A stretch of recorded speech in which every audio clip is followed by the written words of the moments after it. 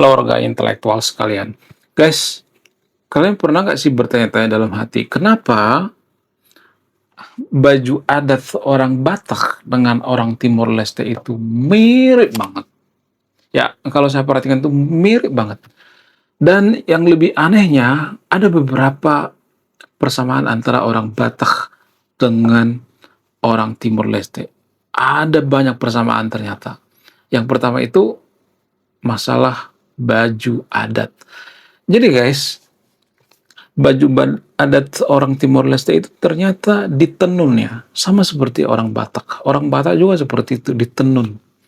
Biasa disebut dengan ulos. Kalau di Timor Leste biasa disebut dengan tais ya. Mohon maaf ya kalau saya salah mengucapkannya, pronunciation-nya. Ya, biasa disebut dengan tais. Tais ini ya kain yang ditenun ya dan dijadikan sebagai baju adat gitu ya. Dan kalau saya perhatikan motifnya gitu ya, teksturnya itu mirip banget dengan adat Batak gitu ya, bajunya gitu ya. Baju orang Timur Leste dengan baju orang Batak itu mirip banget kalau saya perhatikan. Nah, yang jadi pertanyaan, kenapa bisa mirip? Apa alasannya? Ada berbagai alasannya dari sudut pandang antropologi. Ya, menurut antropologi, alasan yang pertama itu karena orang Timur Leste, sebagian, nggak semuanya tapi ya, sebagian ada yang berasal dari Melanesia, ada sebagian lagi yang berasal dari Austronesia, dan orang Batak, menurut antropologi, menurut data ya, ya saya tidak ngarang ya, ini menurut data guys ya, data mengatakan orang Batak itu berasal dari ras Austronesia gitu. Nah, sama-sama dari Austronesia, orang Timur Leste Austronesia. Austronesia itu kan luas ya, Filipina, ya, Kamboja, Vietnam dan sebagainya.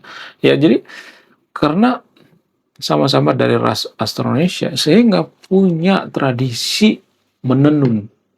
Ya, tidak hanya orang Batak yang punya tradisi menenun, orang lain juga ada ternyata ya. Di China juga ada tradisi tenun ya. Jadi ini kayaknya turun temurun ya. Itu yang pertama ya. Kemudian yang selanjutnya misalnya, selain ules Batak ya, selain baju adat, ada kemiripan lain ternyata. Apa itu? Marga. Jadi ternyata di Timor Leste itu ada istilah marga.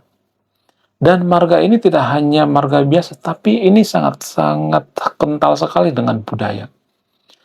Jadi kalau Anda perhatikan, kalau Anda jalan-jalan ke Tanah Batak, yang pertama ditanya itu bukan nama, tapi marga. Ini kelihatan lucu ya, tapi yang pertama ditanya itu marga. Setelah saya riset seperti itu guys ya. Lu marga apa? Bukan nama yang ditanya, tapi marga. Supaya apa? Supaya ya mereka tahu manggil apa gitu ya. Jadi ini semacam ada istiadat atau tradisi setempat. Timor Leste ya mereka juga punya istilah marga. Ini sangat luar biasa. Sama-sama punya marga gitu ya. Saya juga nggak tahu kenapa ini bisa sama, apakah kebetulan atau tidak. Kayaknya nggak ada hubungannya dengan Austronesia deh ya. Tapi ya kalau saya perhatikan ini ada semacam kemiripan yang sangat-sangat signifikan ya, punya marga. Kenapa sih suatu suku itu punya marga? Apa alasannya? Ternyata ya ini berdasarkan keyakinan Pak KDM. Pak KDM pernah mengatakan, sampai kiamat pun orang Batak ya itu tidak akan bisa musnah sampai kiamat pun. Karena ada marganya. Kalau orang Sunda dan orang lainnya yang nggak punya marga itu bisa hilang kan? Ya kan? Jadi itu kelebihan yang punya marga. Orang Timor Leste kan punya marga ya. Ya koreksi saya kalau salah ya. Bahkan presiden daripada Timor Leste itu kan ada marganya ya. Koreksi saya kalau salah ya. Yang jelas orang Timor Leste itu punya marga. Itu sangat luar biasa guys ya. Itu kita harus apresiasi. Ya, jadi leluhur kita itu sangat jenius gitu ya, menciptakan marga supaya apa? Supaya kita tetap eksis gitu ya. Orang Batak juga seperti itu ya. Mereka punya marga gitu ya. Sampai kiamat pun pasti ada karena ada marganya. Kemudian selain itu karakter gitu. Karakter orang Timor Leste dan orang Batak itu sama-sama nggak suka menutup-nutupi, nggak suka pelin-pelan, tegas gitu ya, belak-belakan gitu. Ya, jadi karakter ini yang sangat mirip sekali kalau saya perhatikan. Orang Batak juga kan seperti itu ya. Ya mereka tuh nggak suka menutupi ya, apa yang ada dalam hatinya mereka keluarkan gitu, ya langsung blak-blakan. Sama seperti orang Timur Leste. Orang Timur Leste juga kan seperti itu ya, blak-blakan gitu, to the point gitu ya, nggak suka menutupi. Itulah asalnya kenapa orang Timor Leste itu ya dinyatakan salah satu ya, negara yang paling jujur di Asia Tenggara. Kenapa? Karena mereka itu belak-belakan ya. Mereka nggak mau nutupi, nggak mau main belakang gitu ya.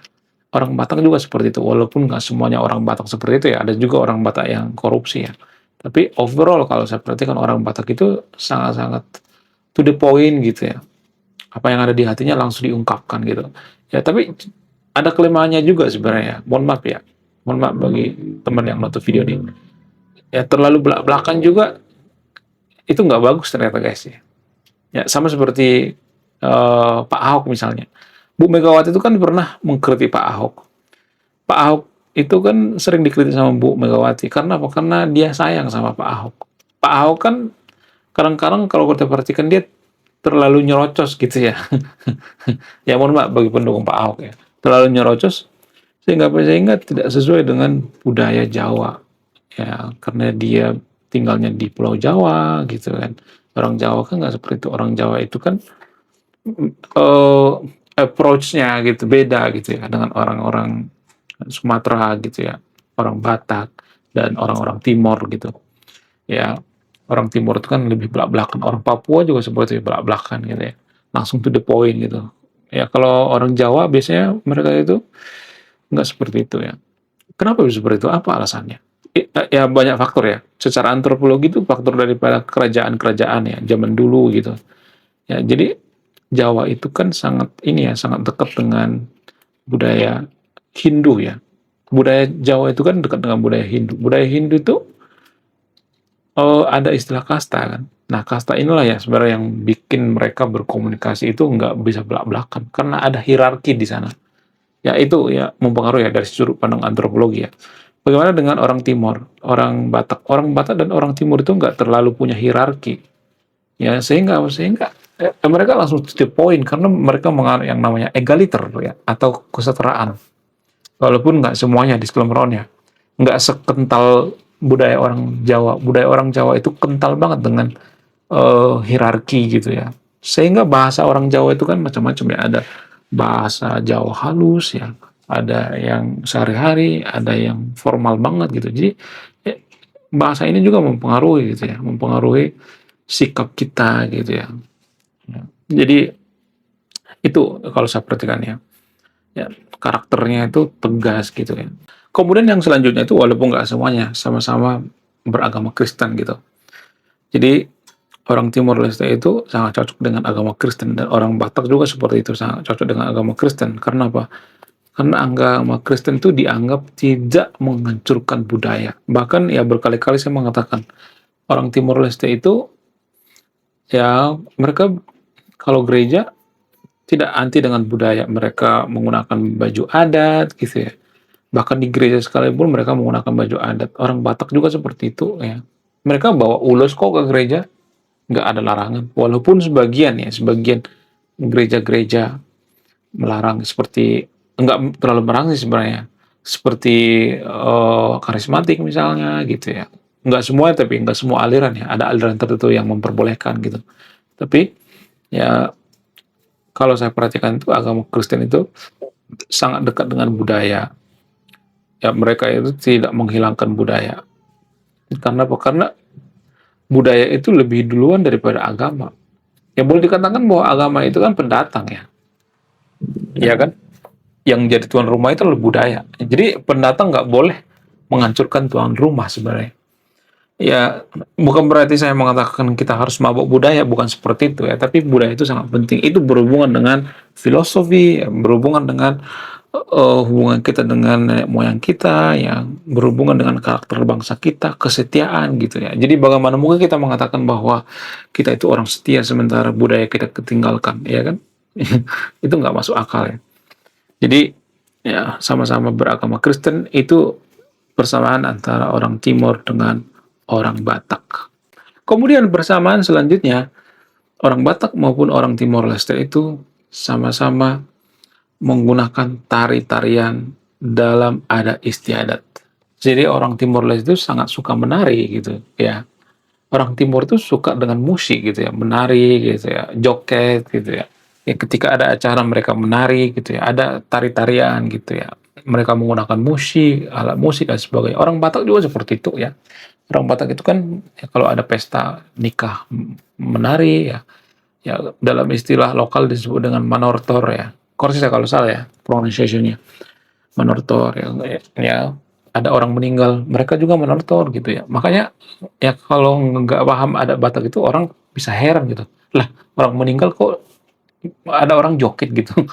Jadi itu beda lagi ya, beda tafsir gitu ya. Kita tidak bisa melihat adat Batak itu dari sudut pandang kita gitu ya. Harus dari sudut pandang mereka gitu ya.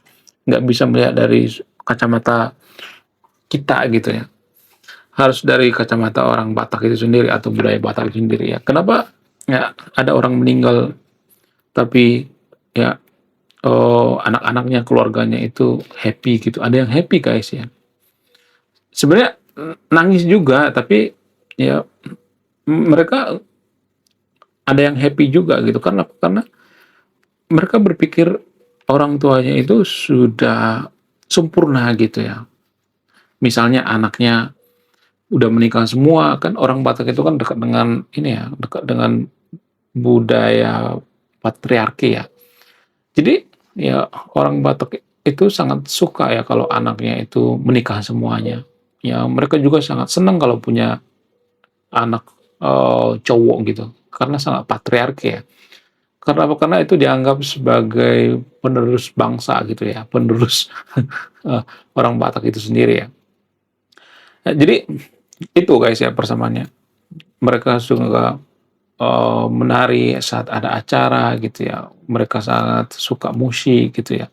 Kemudian setelah itu mereka sama-sama hobi nyanyi gitu ya. Ada acara nyanyi gitu ya.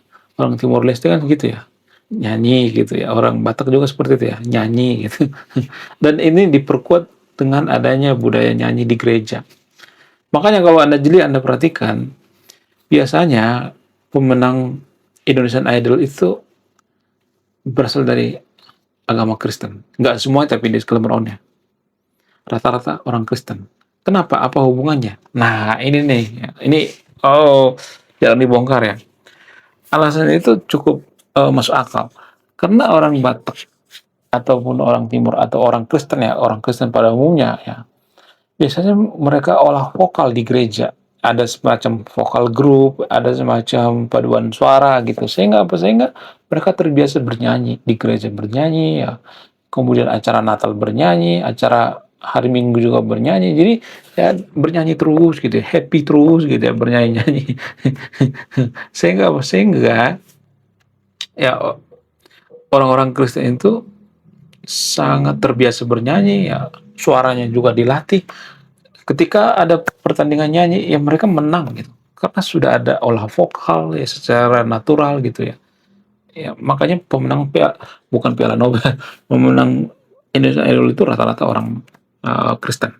Ya kalau Anda jeli Anda perhatikan mulai dari pertama Judika, ya kemudian ya Dirli ya dan lain sebagainya ya pemenang Indonesian Idol itu rata-rata orang Kristen ya.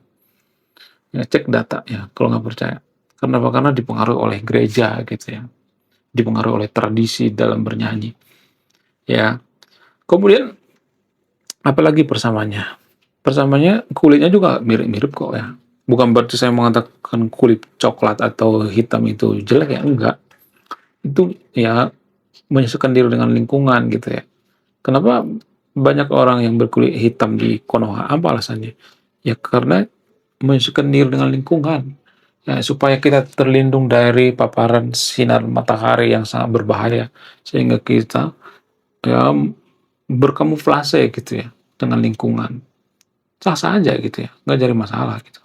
Ya, menurut kalian gimana? Coba tulis komentar ya, tidak akan berpihak di Anda yang menyimpulkan.